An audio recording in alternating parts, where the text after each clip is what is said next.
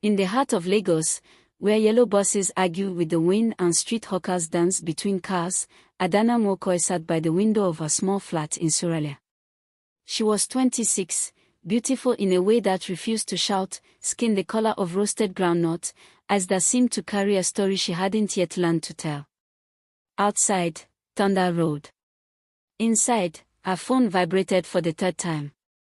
Ada, answer no, her roommate Kemi called from the kitchen, stirring noodles. Somebody is disturbing your phone like they are fighting destiny. Adana sighed, grabbed the phone, and froze when she saw the caller ID. It was a number she didn't know, yet something about it made her heart tighten. The digits seemed familiar, like they had lived somewhere in her memory before. She answered. Hello. Static first. Then a soft, distant voice. Adana, can you hear me? A pause. Who is this? She asked, uneasy. The voice sounded faintly female, older, filled with a strange calm. This is your grandmother, child. Adana frowned. Her grandmother, Mama Ifeoma, had been dead for 11 years. I don't understand. Who's playing this kind of joke? Go home, Adana, the voice said, almost like a prayer. Go to Umuozola before the 7th moon. The truth sleeps beneath your name. The line went dead. Adana sat still, the rain washing against the glass like it wanted to come in. Kemi came out with a plate, raising an eyebrow. Who was that? You look like you saw a masquerade. Adana stared at her friend, voice trembling. Someone said they were my grandmother. But Kemi, Mama Ifeoma died long ago. Kemi blinked, crossed herself dramatically, and hissed. God forbid. Maybe it's network spirit. Adana tried to laugh, but her heart refused. She knew that voice. It carried the same lilt her grandmother had when she used to hum by the firelight in the village, a hum that ended with a sigh, as though remembering something painful. That night, she didn't sleep. The next morning, she called her mother in Enugu. Mama, did you call someone in Lagos with a strange number? Her mother, Mrs. Nwokoy, chuckled. Call who? My dear, I barely know how to recharge my phone. Why? Adana told her everything, the call, the voice, the warning. Silence filled the line for a while. Adana, her mother said quietly. Maybe it's time. You've avoided Umuozola long enough. Time for what, Mama? To learn why your father died the night you were born. Adana's breath caught. Mama, you said he died in an accident. That's what you needed to believe. The line clicked off.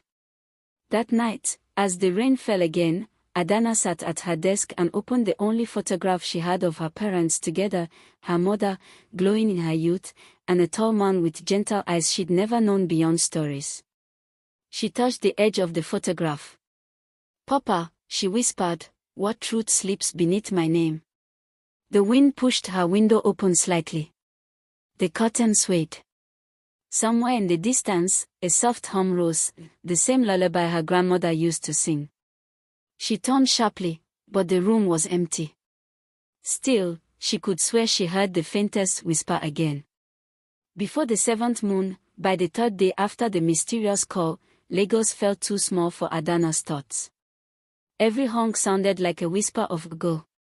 Every rainfall reminded her of that voice that had said before the 7th moon. Kemi helped her pack. So you're really going to that village? Yes, Adana said, zipping her small box. Mama says it's time. If any masquerade follows you, don't forget to run. Adana laughed weakly.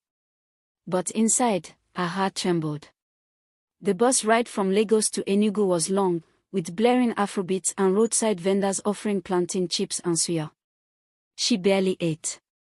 Instead, she stared out the window, her reflection fading in and out with the landscape. She remembered her childhood visits to Umuozola, a small village tucked between rolling hills and red earth. She remembered the scent of roasted yam, the sound of her grandmother's laughter, and the old well that people said was older than the river spirits themselves. When she arrived home, her mother waited at the gate, arms folded. "You came," she said softly. "You called me," Adana replied. Her mother smiled faintly. "Not me, Ada. The ancestors did." That night, Adana slept in her old room.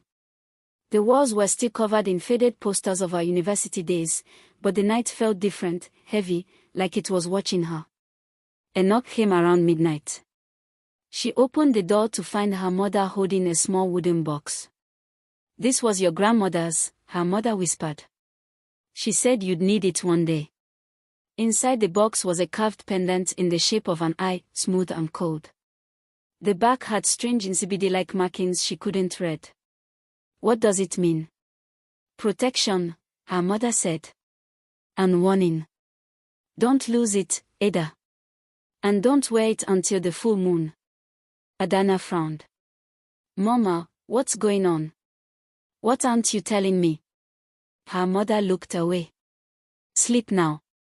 Tomorrow, we go to Umuzola." But Adana didn't sleep. At 2 a.m., she woke to hear humming outside her window, that same soft lullaby her grandmother used to sing.